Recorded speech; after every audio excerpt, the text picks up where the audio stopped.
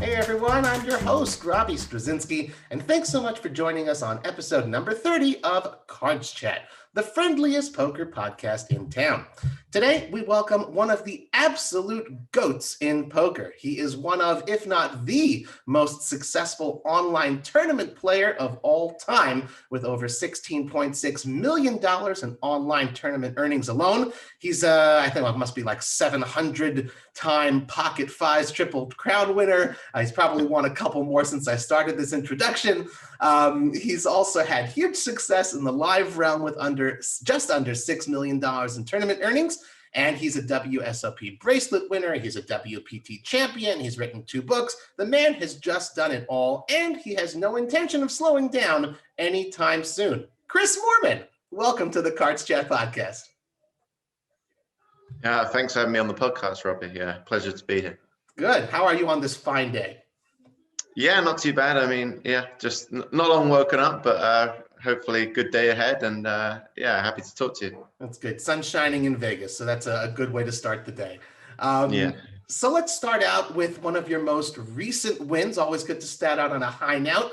You won a WSOP circuit ring and just over $19,500 along with it, which is kind of small change compared to some of your other wins, but this one had a very unique story. So who did you beat to win the ring, Chris?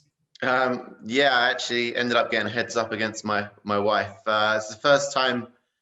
Yeah, I think it's the first time we've ever been heads up in a tournament. Mm-hmm. Like a couple of times before, we'd been free-handed, and both times neither of us actually won.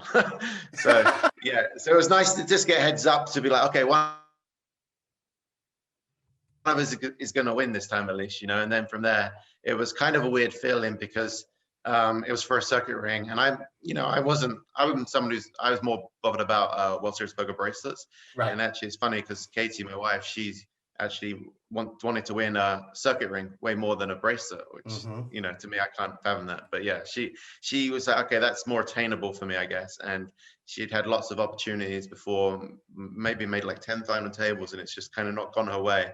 And so I knew how much she wanted to win, but also the competitor in me was like, well, she's going to have to beat me to get it, you know? Right. Well, you know, the song, it goes, if you like it, then you should put a ring on it. So, you know, obviously, like, she must like you very, very much. So she you said it got a little interesting. I can only imagine the feeling for both of you as, you know, the tournament, you know, whittles down to just fewer and fewer players. You kind of like, you know, winking at each other. I mean, there's nothing untoward, of course, but just like, hey, this is pretty cool. Can you imagine what if? Can you sort of take us through what that feels like to just be slowly and surely coming down to you and your wife? Yeah, so like I guess she was out with a friend actually for dinner, so she was just playing the tournament on her iPad. Right. And then obviously she finished dinner, and I guess like it was maybe like 20 left, getting deep. So she decided to come back home and sort of focus a bit more, log back onto the computer. So she came back after a few drinks and was just playing in the living room, and I was just playing in the office. Kind of, I'd just been one or two tabling it, watching some TV shows. And obviously, yeah, turn them off when it started getting deep in that. And so we played. Yeah, it wasn't until till we got heads up that she moved into my office and we started having some banter during the hands as well. Kind of, I remember one point actually, she ended up bluffing to me in this hand. She gave me the Scotty Wen line about, if you call, it's going to be all over. And I wanted to call, but I don't know. I had a really bad hand to call with, so I was a bit torn. But I felt like she might be bluffing, but I ended up folding. And she later told me she was bluffing. So there's a bit of banter going back and forth, and yeah, we were like, every time someone busted on the final table, I could hear her sort of cheering from the other room, because it was, you know, it wasn't just a ladder for her, it's a ladder for both of us. So, you know, that's like doubly good feeling. So yeah, we tuned in. I think there was a Poker News were doing like a Twitch stream, so we tuned into that. And actually, the guy following it didn't know at first that I was at the final table. So it was quite funny when he found out that I was there with Katie, and he was hyping us up almost more because he was so excited. So oh my goodness. Yeah, it was good fun, and yeah, it was a very memorable tournament, because, you know, some tournaments can just sort of be a bit, especially online, a bit sort of, you know, the same old, you know. Sure. And you know, it feels like rinse and repeat kind of thing, but this one was definitely very unique. Right. So you guys made a deal heads up, right? Okay. Never. I'm kidding. I'm kidding. But you know, like again, like you said, it's a very cool thing. It's obviously not your standard type of tournament. I imagine a lot of at least people in our audience here in the CardsChat community, you know, maybe kind of have that as a little bit of a dream. Oh my God, if I could be against my partner heads up for, I don't know, a bracelet for a ring, you know, certainly living the dream, and that's something that both of you can take with you for the rest of your poker careers. Was there any bit of perhaps a mixed emotion? You know, obviously you're happy to win, but are you a little sad that she didn't, or vice versa, or something like that? Yeah, I almost like obviously I wanted to win, but I almost didn't really want to be honest. It's like the weirdest thing because in my life, I've been heads up many times, and I don't care if I'm playing like a good friend of mine. I want to beat them even more.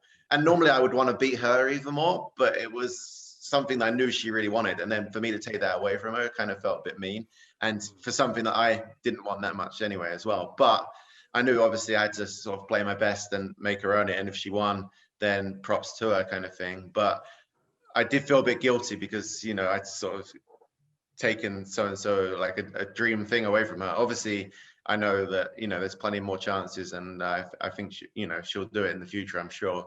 If you want something that bad, you put your mind to it, you'll get it done. But at the time, I did feel bad because normally when you're playing heads up, you're playing for extra money. So I was just playing for the title, which I wasn't that bothered about, and I knew that she was bothered about. So it was tough because normally you're just trying to win at all costs. You're like, I got there in a big hand where I was semi bluffing on the flop. It was pretty gross actually. I think it was like maybe like I'm gonna say it was like a ace 8-8 board, and I had 7-6, so I just see bet with nothing, and she called, and then the turn was a 9, so now I had an open ended straight draw, and decided to bet once more, like maybe she called the flop king high or something, and could get it to fold. And she called again, so now I was like, I was probably going to shut down because I thought she had at least had an ace, but maybe she slow played an 8 or something, and I just didn't think she would fold it with my sort of knowing she knows how aggressive I am and stuff. So anyway, the river, I ended up river in the straight, I think a 5 on the river, so it's very disguised as well. And I felt bad about it, but I still had to play the hand, and I overshoved all in for value, and she slow played an 8 with Jack 8, I think. So yeah, I ended up doubling up there in a huge pot. So normally you're like, oh my God, I got there, you're so excited. And this time I was like, oh my God, I'm in trouble. How many nights did you sleep on the couch, Chris? That's what we want. No, she took it well. Like, as well as you can. Very good. All right. Well, that was obviously just one of many more recent online scores for you. Last year, I mean, pretty much every poker player had to pivot to playing exclusively online. For you, that's your bread and butter. So I'm wondering, you are someone who had obviously for many years been traveling the world, playing lots of live poker. Did you kind of enjoy getting back to your roots sort of in a way and exclusively focusing online a bit again? Yeah, 100%. Because actually at the time, I guess that year, like in January, I played a bunch of live tournaments, and I think the last live tournament I played was the LAPC. And by the end, I kind of just, it was only a few tournament sample size, but the whole of January, I didn't cash any of the live tournaments. And I was kind of, it's quite draining when you don't cash live. Obviously, it's like a small, 10 tournaments, not even that probably.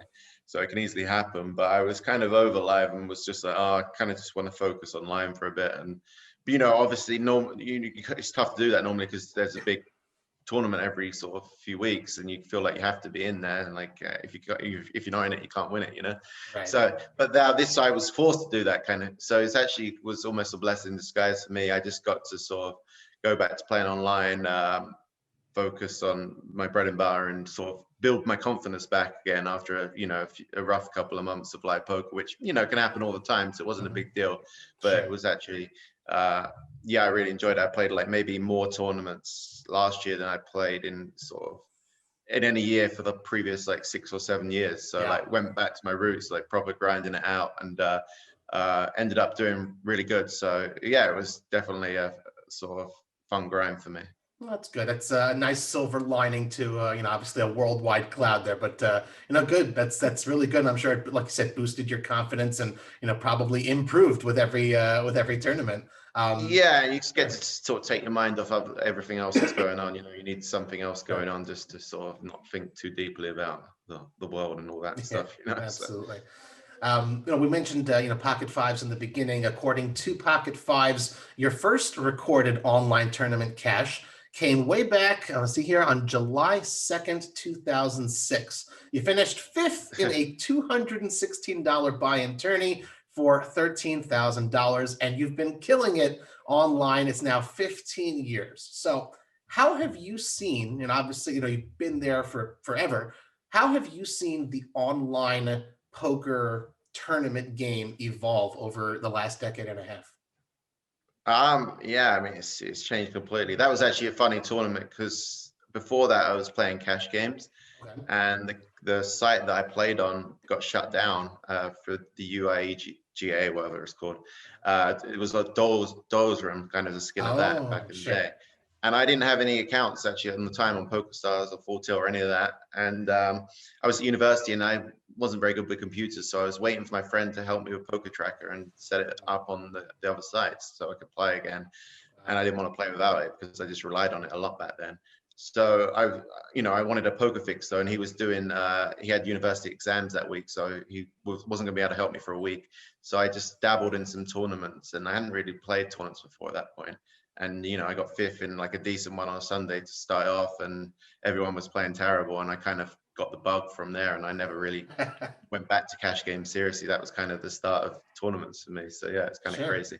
It obviously helps when you have a good score right off the bat. I was very, very fortunate in that respect. Of But course. yeah, the games have sort of gone, yeah, stuff.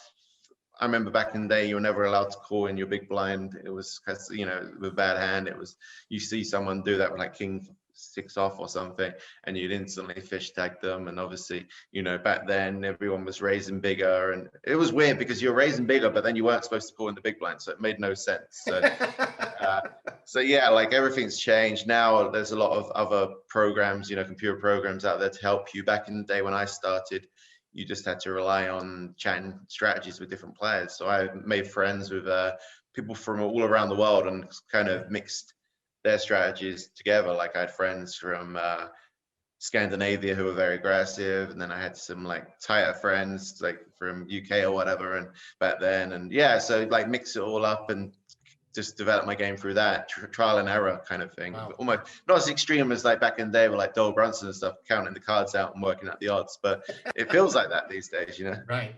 Well, how much harder do you have to work now compared to, back in the day for 10, 15 years ago, just to sort of stay ahead of the curve and keep on being profitable?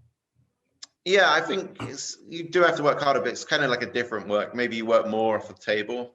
Like when you'll play your game when you're at the table, and you only really change it for certain opponents who are playing very differently.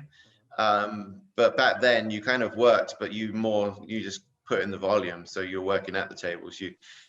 Pretty much every tournament, the tournaments were such good value that every tournament you played, you plus EV in, and you just played the volume as many tables as you could, like without timing out, and played every day, and like played days when I didn't want to play, and you just sort of did it that way, and like learned what whilst you go. So you learn through more experience of playing, and now you sort of learn more off the table and then put it into practice when you play, kind of thing. Interesting. I mean, you talk about, burning out. You talked about last year, you've played more tournaments than, you can remember in previous years. That's obviously a lot of play. What do you do during your downtime to sort of chill and relax? Yeah, it was hard because like when lockdown first sort of happened, every tournament exploded. It was back to sort of like the old days of tournaments where, there's multiple tournaments with 50K for first every day. So Yeah. you felt like you had to play every day. And maybe I did that first three weeks or so, and, mixed results. And also I was just kind of feeling very, you know, grumpy when it didn't go my way and stuff. And I Yeah. realized, I needed a bit more balance. So yeah, I try and like go out just, for walks and exercise a bit, clear your mind, and just sort of hang out with Katie. And like obviously back in the day, I was just grinding on my own, so that's all I would do is play. If I wasn't playing poker, maybe I'd play video games or something. That's about it. So I was always on a device and stuff like that. So now I try and sort of give myself time away from the computer and just be a bit more balanced, so that my happiness on the day isn't all determined by whether I won or lost at poker. That's all. The balance is obviously so key. At the top of the show, Chris, I listed so many of your accomplishments in poker, and not many have been so wildly successful, both online as well as in live. You're 35 now, right? Yes. 35. I lose track, man. Okay. So in under 5 years, you're going to be eligible for the Poker Hall of Fame. Is that something that you ever think about, that you care about? And whether you do or don't, do you think you'll get in right away? I haven't really thought about it that much, just because I think, like, obviously it's actually not that far away, but 40 to me, like, it's like when you're approaching 30, it feels old, but 40, right. I'm like, oh no, now I really have to grow up and stop making silly life mistakes of like forgetting to turn the oven off or whatever, the stuff I do daily that Katie gets annoyed at. But no, I mean, obviously it'd be nice to be there, and like it would be cool. It's kind of crazy, like looking back, you look at all the names in there. I sort of remember back in the day watching old WPT episodes and stuff when I was just started playing, and you get to I looked up to and would like even like the first time I played a tournament with Dan Harrington was cool. Used to read his books all the time. Sure. That's how I first started to learn the game, so that was cool. Just different milestones like that. So I think pretty much every pro that I'd sort of looked up to and watched when I first started playing, I've played with now. So every time I play with a new person, it's interesting to see what they're like and that. So yeah, to be included alongside them would be really cool. But if it happens, it happens. And I haven't got really like any great expectations on it. Yeah, that's fair. I mean, you do have like a whole trophy cabinet. You got quite the extensive poker resume. Is there anything missing? Anything you're kind of coveting, or you say, "Oh, I got to win one of those"? Yeah, I like a couple of things. Like I'd always wanted to win the Triple Crown Live. So I have two of the three. I have the two easier ones, the WSOP Bracelet and a WPT, just because there's a lot more of them, and the WPT, some of them are rebuys as well. So yeah, like that was a big thing for me winning the World Series Poker Bracelet. So every year I would grind it out every summer, and when I finally did that, that was amazing. But so the one I'm missing is the EPT, which is quite tough for me now because there's only a few events, and in general, I don't like to go completely out my way to travel. So I only really play maybe Barcelona each year. I used to play the PCA, but that got cancelled. So I'm only really playing one, maybe two events per year. So, and that field's got over 1,000 players. So it's, realistically, it's very tough. But, I'd love to do it just to win the Triple Crown Live after winning so many online. It feels like something I need to do. And actually I was like I think I'd won 29 at the time online, and I started going deep in EPT Barcelona. I mean, I was still like 200 or left, but I was in the money and I had a good stack, and I was like, oh my god, if I'd get the 30th one live, that'd be amazing. But then I got I got too far ahead of myself, and can't do that in poker. So yeah, winning an EPT would be great. And then also kind of crazy, I never won a scoop or a W coup in my life, which is ridiculous. Oh my goodness, I didn't. So yeah, like the scoop's coming up soon. So I'm traveling to Mexico because I just bought a house last year there. So I'm gonna go down to Mexico to grind some of that, and hopefully, get my first scoop title like 15 years after starting playing them. So yeah, so just to win, like obviously in the grand scheme of things, it's not a huge thing, but obviously you need to have goals and yeah, just to, give yourself challenges and stuff. So yeah, I would love to win either of those. Would be great. Sure. Well, congrats on the house in Mexico, and of course, to everything there is a time and a season. So perhaps your time is coming to add those final little trinkets. A couple trinkets that you have won.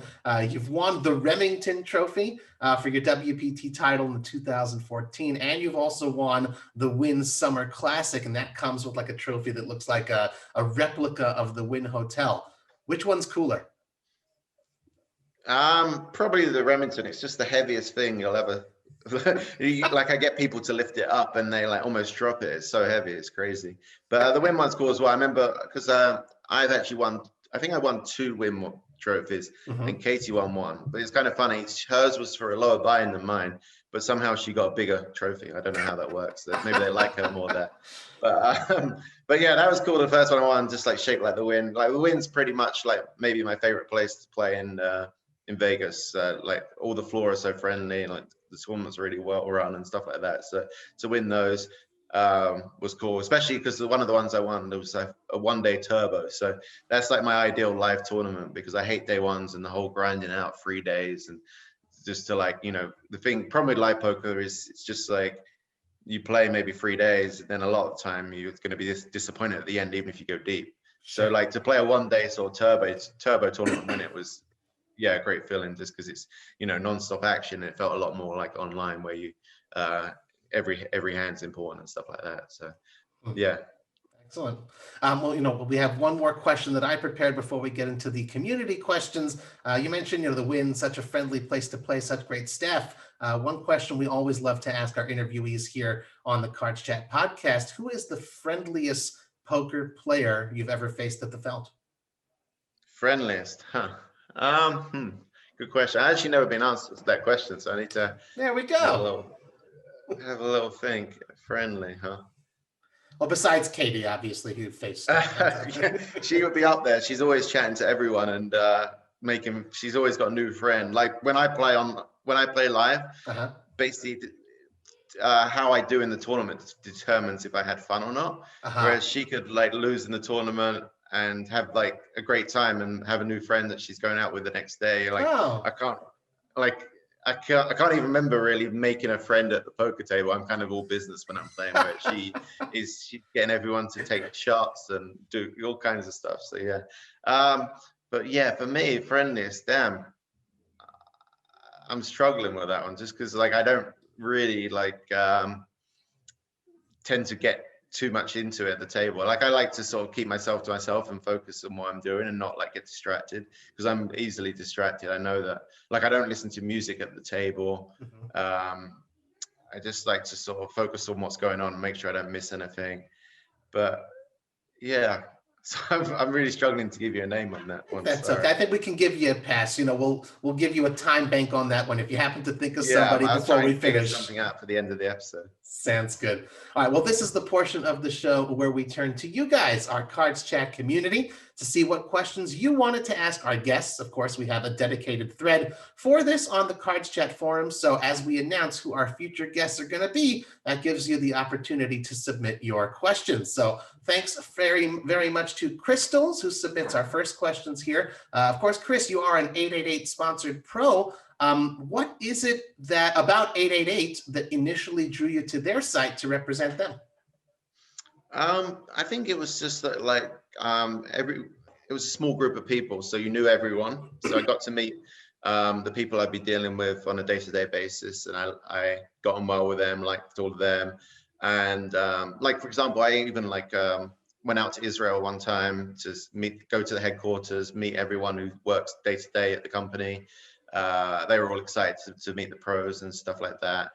And I just like to be in one of a small number of people rather than sort of one of 50 pros or something like that. So it was good that you got to know everyone individually, and I could build relationships there, and you could make a difference, just asking your feedback and stuff like that. Oh, excellent. Well, shout out to Israel. That's where I live. It's a great place to live, great place to come and visit. Which of the of your fellow 888 poker ambassadors is the toughest player to play against? I actually well, he's not there anymore, but I really didn't like playing against Martin Jakobsen just because he well, he has that like, that intimidating stare down for a start. And then I went deep. I actually made a final table with him live before in Montreal, and just a couple of, it's small sample size, so it's just the way it can go sometimes. But I had a couple of hands where I made a big hand and he had no money into the pot, and then I had one other hand where I had like a bluff catcher, and he ended up shoving the river on me, and I was in a tough spot, and I ended up folding. But I don't know if he had it or not. But it was just someone I wanted to avoid on the final table. He was definitely one of the stronger players, and he's got that intimidating stare down as well. He certainly does. Of course, shout out to Martin. He was one of our past guests here on the CardsChat podcast. I'm trying to remember the exact episode. It's episode number 23 with Martin Jakobsen. So, of course, feel free. It's always a good opportunity to let all of our listeners know. Go back after you listen to this one, episode number 30. We got 29 other great episodes for you to listen to. Our next question comes from Shells. Thank you very much, Shells, for submitting these. Chris, you don't seem to have any trouble playing or adjusting from online to live poker, but which do you prefer? Yeah, like I prefer online, as you probably guessed from this podcast, but when you get beat and you actually make the final table, then I prefer live. Like it's definitely more exciting when you get, in that position with real chips, and the money feels more real, and normally you're playing for bigger prize pools live as well, and it's definitely more fun when you sort of playing face to face. But in poker tournaments, you don't get there that often on any individual tournament, so the amount of time you have to put in live to get there, to me, it's not worth it a lot of the time. But when you do get there, live's way better. But most of the time, like if I would like, I don't know, maybe say I had to play 6 days next week, maybe I'd do 5 online and 1 live, So that's kind of like, I definitely prefer online a lot, but I still enjoy. It was kind of funny because I actually just played my first couple of live tournaments back since the whole lockdowns. And so I hadn't played for over a year, which is kind of probably the longest I've ever been not playing live poker since I started playing poker. So it was kind of, I didn't know if I was going to get right back into it or feel nervous, but you sit down a bit nervous. First tournament, I think it was the 5K WPT Venetian, so I jumped in right at the deep end. Right in the deep end, yeah. Okay, we're going for, and actually day one was that, normally I hate day ones, but day one was exciting. I enjoyed it. I actually was chip leader at one point. I didn't end up cashing, so that's classic me. But I had fun doing it, and I played a couple of tournaments since then. So, and I didn't have any teething problems. I wasn't like that nervous, or it just felt like riding a bike. You get back into it straight away. So that was cool because I wasn't sure what to expect after so long away. That must be kind of a relief, I guess. Yeah, it was like I came into it thinking, I got to play this really. Like, I'm not looking forward to it that much, but it's a good value tournament. It's like on my doorstep, no travel costs. Right. Big prize pool, yeah, and like I'm gonna have to wear a mask all the time playing, not like not that comfortable and stuff. But actually, it wasn't too bad, and I actually ended up enjoying it, which was very surprising to me. So yeah, it was a nice surprise. I'm glad to hear it. Also from Shells, out of all your poker wins, both online and live, do you have a favorite one?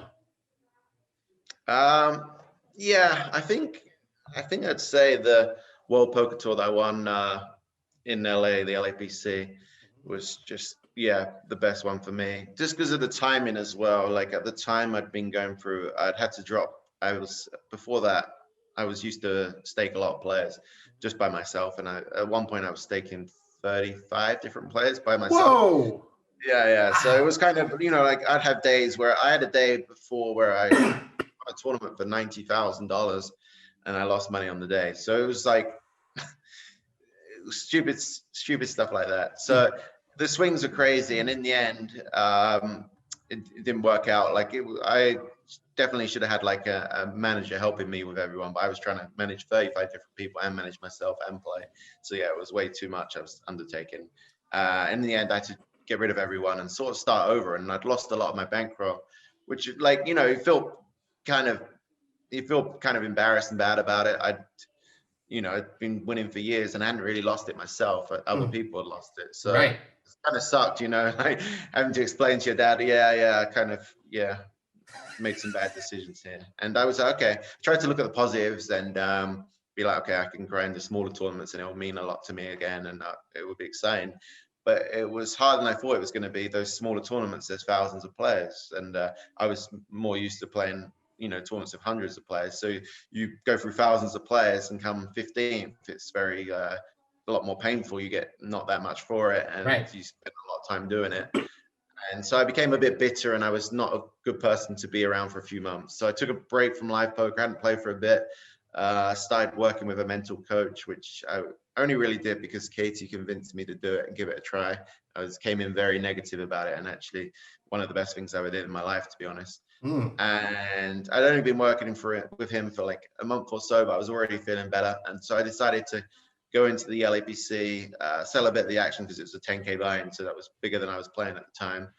And yeah, just to end up winning it. So it was crazy. Like I sort of turned my life around in one live tournament, and felt calm the whole way, felt really good about things. And yeah, it was my first big live title as well, even though I'd been playing live poker for so long. I'd had a lot of second and third places. So to win heads up and finally close one out, it was perfect timing. That's an incredibly unexpected and deep answer to a question I thought, like, well, I don't know, something in Montreal because the city's beautiful, or a bracelet. Like, what a story. Yeah. What an incredible thing. Thank you for sharing that, Chris. We've got 3 more community members who had some questions. Acid Burn FX always asks some very interesting and unusual questions, perhaps. Okay. Chris, what crime would you commit if you would not be arrested for it? What crime would I commit if I could not be arrested for it?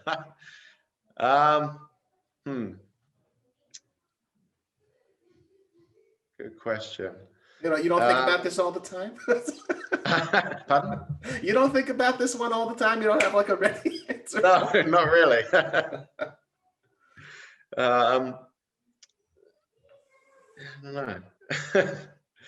I don't know. I'm trying to think of the possible options. Give me some possible options, Robbie. Oh, would you just walk into the Bellagio cage, take all the cranberries, for example, or something like that?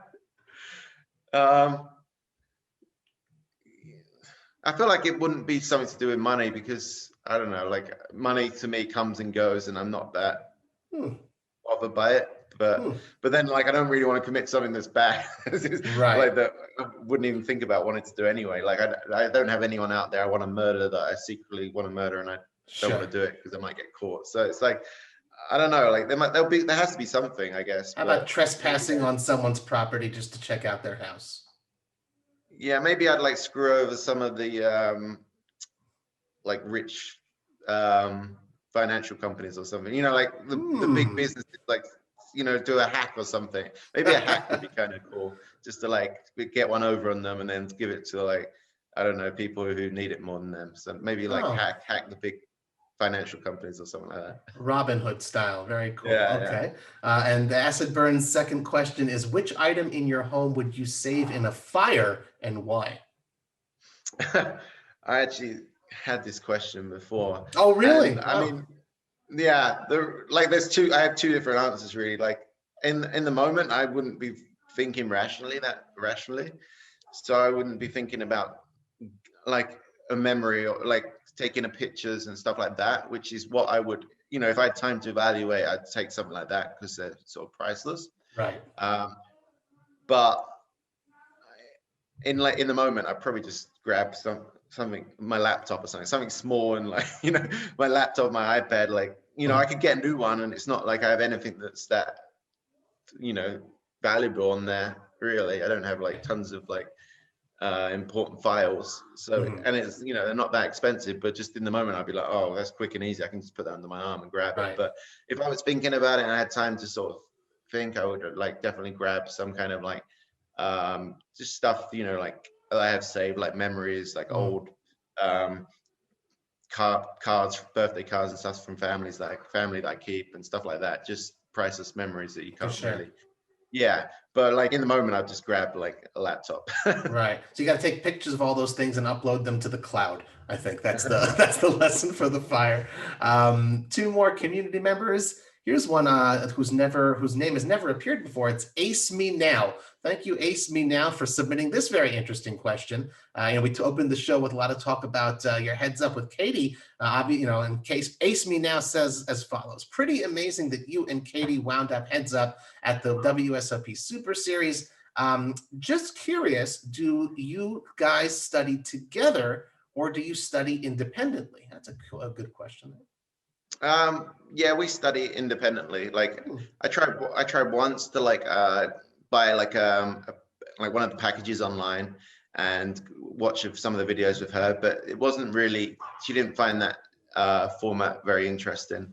And she's more of a practical like studier, so like she'll ask me a question after she's played a session. She'll like save a hand for me and ask me a question about, I wasn't sure what to do in this spot and what, like, so then we can talk about different strategies and in those kind of spots, whereas I'm more do my own stuff, watching videos and learning there, and maybe running some sims or something like that, and then finding some answers there. So I kind of like do my own stuff, and then she'll ask me some questions when stuff comes up for her.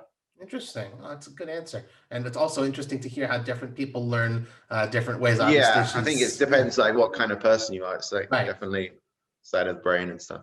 Right. It's just, of course, exceptionally lucky to have a great poker brain, right there in the same house. Our final question for you, Chris, is from Tpeck. Thank you very much, Tpeck. It's a bit of a complex one, but we saved this one for last because I think a lot of people would want to know the answer here. How can a recreational player succeed against a field full of pros in a WSOP event? Rec players generally don't have the deep bankroll to afford more than one or two bullets. Should we be a little tighter early, play ABC poker? What do we need to bring to the table to give us our best chance at a cash or a deep run? Yeah, I mean, obviously it depends on your table and like anything, but I think, I would say like probably play tight but aggressive, like is the easiest way to mix it up with the pros. Like don't get in there with, don't sort of be calling their pros opens with like, these kind of like very sort of speculative marginal hands where you could potentially hit a big hand. Like the amount of times that's really going to happen is not going to like make it worth it. But like, you want to, when you're entering pots, you maybe want to be re-raising the pro in position is definitely a good strategy. If not like just with good hands that like maybe like king queen off, so don't rather than, you could just call, but the pros most of the time you're not going to hit the flop. Pros going to continuation, but now you don't know what to do. You put yourself in tougher spots. Like if you re-raise, they're going to often, as long as you're not playing like every hand, they're going to give you a lot of respect for your re-raise and play quite honestly against it. Pros don't like to sort of, you might play against an amateur who never folds pre-flop, but pros will fold pre-flop, like if they have a marginal hand.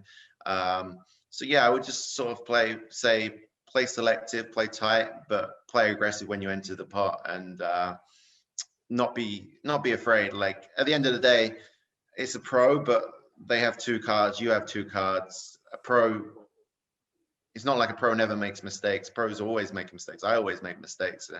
No one's perfect, so don't be afraid that they're going to be able to see through you. And also like think about your image. If you haven't had any cards and you've been playing tight, then it's probably a good time you can get away with a bluff. And if you've just had a run of good cards but no one's seen them, then you're gonna maybe have a looser image. So probably not the best time to run a bluff. So just think of simple things like that and how your image is at the table, and work off that.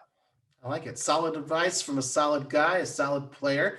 And thank you, Tpeck. That was a great question. Certainly some advice from Chris there that I'm going to take as a fellow recreational player next time I sit down in a big tournament against the pros. Well, thanks everyone for sending in your questions for Chris Moorman. Just a friendly reminder to our CardsChat community. We'd love to see you submit your questions for our future podcast guests in the dedicated thread on the forums. And of course, please be sure to give us a good review on iTunes and spread the word via your social media channels if you'd like the show. Chris, before we let you go, anything else you'd like to tell our listeners today? Yeah, for the friendliest poker pro that I came across. Okay, we revisit. It was Kathy Lieber, I'd say. That's beautiful. Yeah, well, it's funny because the first ever live tournament I played was like I qualified for the World Series. I guess it was the year Jamie Gold won. 2006. So I was 21 that year. I qualified online, and then I played a $1,000 event just to warm up the week before. And I got there, and there was a few empty seats. I guess people hadn't turned up yet. So I was like, okay, this is nice, free blinds and stuff. And then all of a sudden, all at the same time, I think it was Noah Boken, David Williams, and Kathy Lieber all sat down at the same time, and they were chatting to each other. And I was like instantly starstruck, and like, yeah, I instantly lost the tournament at this point because I didn't take my own advice, and I kind of was scared. But yeah, she was chatting to all like me and the other random players, I assume were just sort of recreationals. And yeah, she was chatting to all of them. And then I played against her quite a few times since. And I've always seen her chatting to people at the table, having, just having good conversations and like having banter with people, and just generally like wanting to talk.